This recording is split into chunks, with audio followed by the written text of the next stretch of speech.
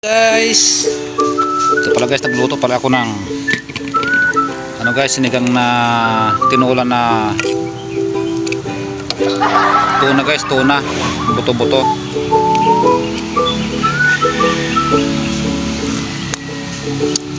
Ito pala guys, dito pala ako nagluto sa kasi libre tayo sa kahoy.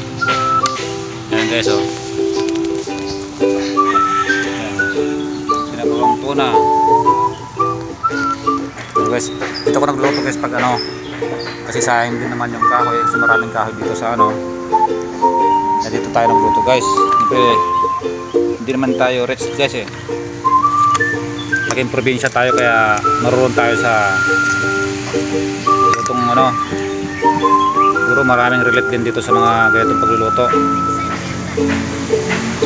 Okay na guys, ito ang ating lunch ngayon. Ito pala guys yung sahog niya guys ay dahon ng pichay. Yan. Kailangan natin magsabaw guys pag itong tanghali kasi para malakas ang ating resistensya. Wow! Guys, pukulan lang natin guys. Ay naku guys, ito na guys ang ating tinola. Lakas ng apoy guys, kaya tinan nyo, madaling magluto talaga sa kahoy guys. Madaling magluto sa kahoy, nakatipid pa tayo sa gas. Tignan natin guys kung malasa. Ayun, sarap, huling-huli ang lasa guys. Ayun guys, tingkulo na lang guys at maluluto na siya. Ay naku, ito na guys, ito ng ating tama ito guys sa higit na ng sabaw. Ayan guys,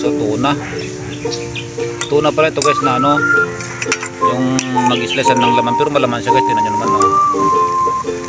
ito ng tuna sa halagang 100. Ayan guys, luto na ang ating tinola. Siguro pakulap natin siyang kunti kasi yung pichay pala. Ayan guys, tsaga lang sa pagluto guys sa kahoy kasi kalaban natin dito usok, sakit sa mata.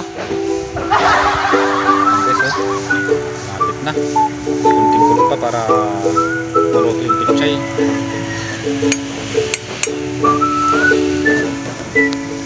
Tama,